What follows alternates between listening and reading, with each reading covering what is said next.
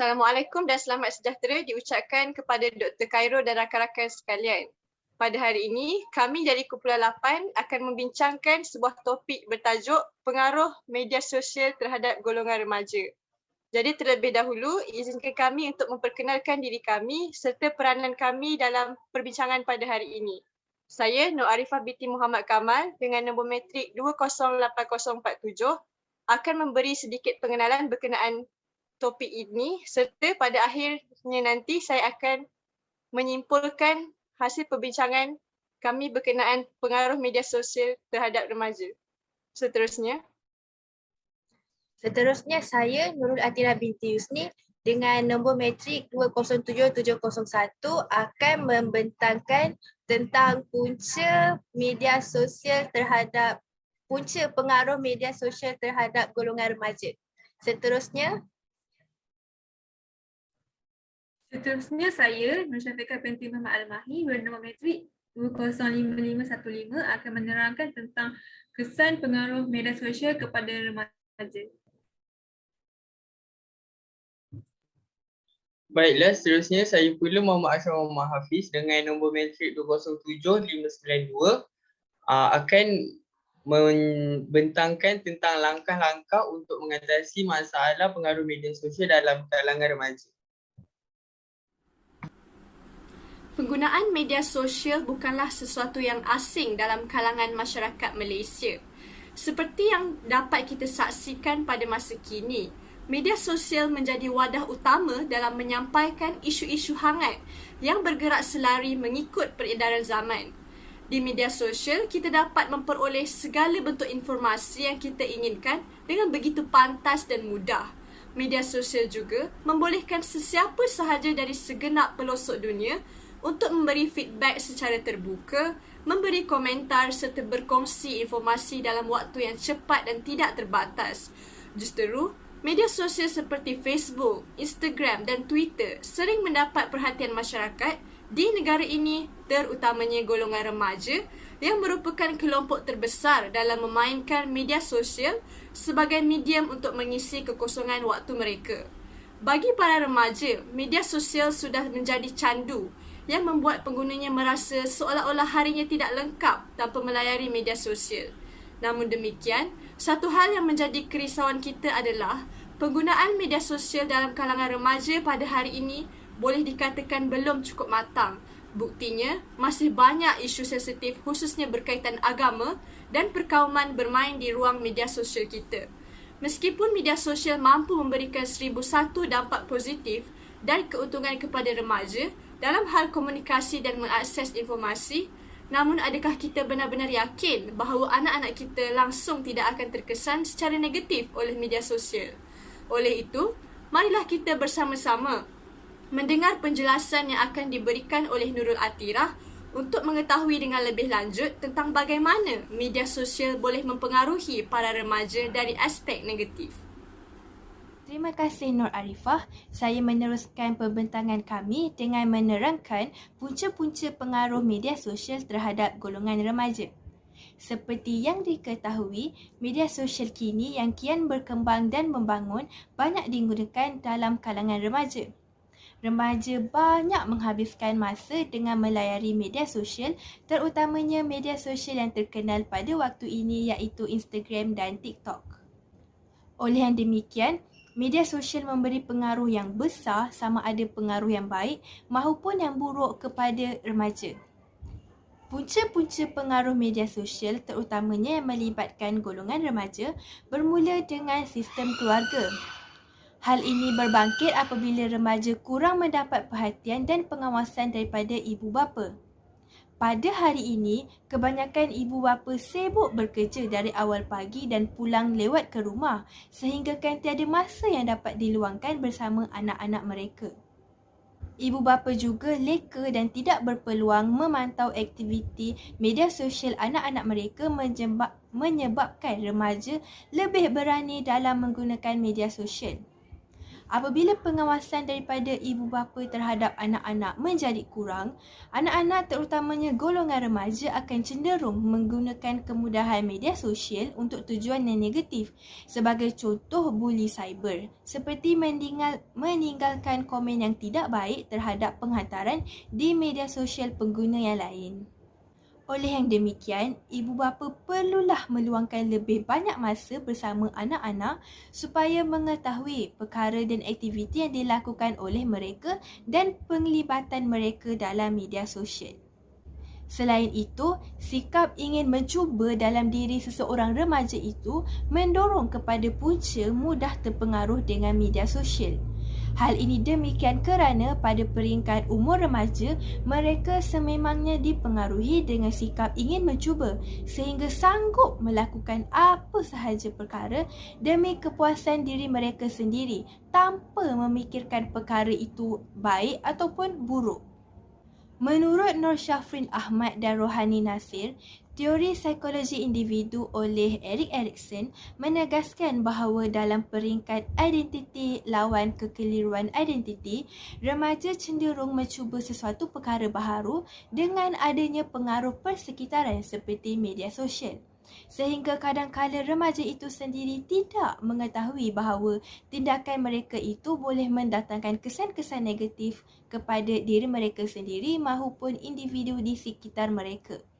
Oleh itu, remaja perlulah bersikap rasional sebelum melakukan dan bertindak dalam media sosial supaya tidak meninggalkan kesan yang buruk kepada diri sendiri, keluarga serta masyarakat. Sekian sahaja daripada saya. Pembentang seterusnya iaitu Nur Syafiqah akan meneruskan pembentangan ini dengan menerangkan kesan penggunaan media sosial dalam kalangan remaja. Terima kasih Nurul Atirah. Seterusnya, saya akan mengupas tentang kesan penggunaan media sosial di dalam kalangan remaja. Penggunaan media sosial ini ada baik dan buruknya. Namun, saya ingin lebih menegaskan tentang kesan negatif media sosial terhadap remaja kerana sekiranya penggunaan media sosial ini tidak dikawal, ianya akan membawa kepada ketagihan. Salah satu ketagihan yang kita boleh lihat dengan jelas ialah ketagihan permainan video di atas talian seperti PUBG, di mana pemain-pemain permainan tersebut dapat berinteraksi antara satu sama lain semasa bermain permainan tersebut. Perkara ini saya tak langsung menjadikan permainan tersebut sebagai penggunaan yang kompulsif, iaitu yang bermaksud penggunaan yang kerap kerana keinginan yang kuat untuk terus bermain permainan ini. Jadi, apakah kesan pada ketagihan ini? Antara kesan ketagihan dalam penggunaan media sosial boleh terbahagi kepada tiga, iaitu kesan terhadap kesihatan fizikal, sosial dan mental. Daripada segi fizikal, ketagihan dalam penggunaan media sosial akan menjurus kepada masalah obesiti. Hal ini kerana remaja yang mengalami ketagihan dalam penggunaan media sosial ini akan lebih sedentary, yang bermaksud melakukan aktiviti secara duduk yang lama dengan melayari media sosial seperti Instagram, Facebook dan Twitter. Aktiviti yang tidak aktif ini akan menyumbang kepada masalah obesiti kerana mereka kurang bergerak dan otot-otot mereka juga kurang digunakan di dalam aktiviti seharian. Selain itu, dari segi sosial, penggunaan media sosial ini menyebabkan remaja kurang berinteraksi bersama keluarga di mana mereka kurang meluangkan masa bersama keluarga seperti menonton televisyen dan makan bersama-sama. Malah mereka lebih rela untuk berkurang di dalam bilik bermain media sosial di telefon pintar masing-masing. Hal ini sangat menyedihkan kerana hubungan sesebuah keluarga itu akan menjadi lebih renggang dan boleh menyebabkan perselisihan faham antara sesama keluarga sekiranya ahli keluarga itu kurang berinteraksi antara satu sama lain. Dari segi kesihatan mental, ketagihan dalam penggunaan media sosial boleh menunjukkan social media anxiety disorder dalam diri remaja. Social media anxiety disorder ini adalah perasaan cemas dan resah apabila melihat standard tertentu di media sosial.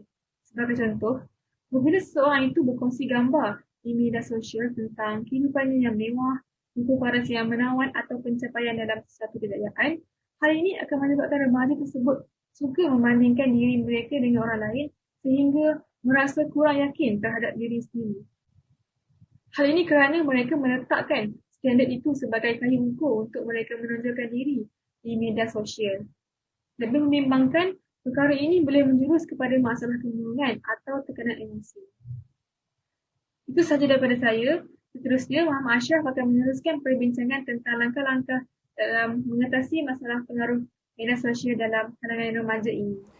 Terima kasih Nur Syafiqah.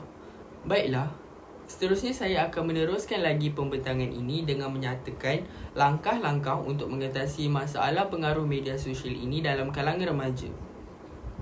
Seperti mana yang telah disampaikan oleh rakan-rakan saya yang lain dalam pembentangan ini, pelbagai punca dan kesan negatif yang boleh mempengaruhi para remaja jika penggunaan media sosial daripada golongan ini tidak dikawal. Meskipun teknologi seperti media sosial ini dapat memberikan kesan negatif kepada golongan remaja, namun begitu, ia tidak patut untuk disekat sepenuhnya daripada mereka terus menggunakannya. Oleh itu, langkah-langkah yang bersesuaian daripada pihak tertentu perlu dilaksanakan untuk menyelesaikan masalah ini. Langkah pertama yang sepatutnya dilaksanakan dalam menepis kesan negatif media sosial ini adalah melalui peranan ibu bapa seseorang remaja itu sendiri. Persoalannya, bagaimanakah ibu bapa mereka dapat memainkan peranan dalam menyelesaikan permasalahan ini? Menurut tokoh ilmuwan yang disegani di negara kita, iaitu Profesor Diraja Ungku Aziz, beliau pernah menyatakan bahawa rumah merupakan universiti pertama bagi anak-anak dan ibu bapa pula merupakan profesor pertama bagi mereka. Hal ini dikatakan demikian kerana ibu bapa mereka sendirilah merupakan insan yang paling rapat dengan seseorang individu itu. Pemantauan ibu bapa juga sebenarnya mampu mengelakkan para remaja ini daripada terus lalai dengan penggunaan media sosial yang tidak dapat dijamin baik buruknya dalam mempengaruhi minda-minda mereka.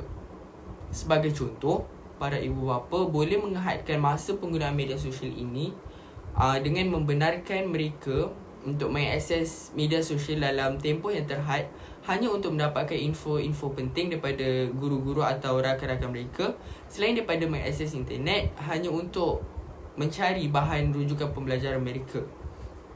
Hal ini sebenarnya sedikit sebanyak dapat melatih mereka untuk menjadi seorang insan yang lebih berdisiplin untuk kepentingan masa depan mereka sendiri. Seterusnya pula, langkah kedua yang boleh dipraktikkan dalam membendung masalah ini adalah melalui peranan seseorang individu itu sendiri. Hal ini semestinya berkait rapat dengan langkah pertama yang baru sahaja saya huraikan tadi, di mana dalam diri setiap remaja itu sepatutnya mereka mempunyai nilai jati diri yang kuat hasil daripada didikan ibu bapa mereka sendiri agar dapat menggunakan media sosial dengan lebih berdisiplin. Mereka perlu sedar bahawa tugas hakiki seharian mereka perlulah diselesaikan terlebih dahulu, seperti mengulang kaji pelajaran. Khususnya bagi golongan remaja ini yang masih lagi bergelar sebagai seorang pelajar. Begitu juga dengan hubungan sosial secara bersemuka bersama keluarga. Mereka tidak sepatutnya mengabaikan perkara tersebut dengan menjadikan media sosial itu sebagai peneman mereka sepanjang 24 jam. Hal ini kerana perbualan bersama-sama keluarga inilah yang sebenarnya dapat mengeratkan lagi hubungan kekeluargaan yang mesti dipupuk sejak mereka masih kecil lagi. Baiklah, sekian sahaja untuk bahagian saya berkaitan langkah mengatasi masalah pengaruh media sosial dalam kalangan remaja. Seterusnya, saya serahkan semula pembentangan kami kepada Nur Arifah untuk memberikan kesimpulan berkaitan topik kami pada petang ini. Baiklah, sepertinya kita sudah sampai di penghujung pembentangan. Sebelum saya mengakhiri perbincangan pada hari ini, suka saya untuk menggariskan kembali isi-isi penting yang telah disampaikan sepanjang pembentangan kami. Penting untuk kita ingat bahawa golongan remaja lebih mudah terpengaruh dengan media sosial apabila mereka kurang mendapat pengawasan dan pemantauan orang dewasa. Tambahan lagi, didorong oleh sikap suka mencuba benda baru. Penggunaan media sosial secara tidak terkawal dalam kalangan remaja dapat mengundang pelbagai masalah seperti obesiti, pengurangan interaksi bersama ahli keluarga serta mengundang social media anxiety disorder. Oleh hal yang demikian, beberapa langkah boleh diambil bagi mengelakkan penggunaan media sosial secara tidak terkawal, termasuklah peranan ibu bapa dalam memantau aktiviti anak-anak di media sosial, dan anak-anak remaja itu sendiri perlulah mempunyai nilai jati diri yang teguh supaya mereka tidak mudah terpengaruh dengan konten-konten yang dikongsikan di media sosial. Akhir kata, gunakanlah media sosial dengan sebaik yang mungkin dan ambillah seberapa banyak manfaat yang boleh. Namun, beringatlah untuk menangkis segala keburukan yang ada. Bak kata pepatah, mencegah itu lebih baik daripada mengubati. Sekian saja daripada kami. Terima kasih.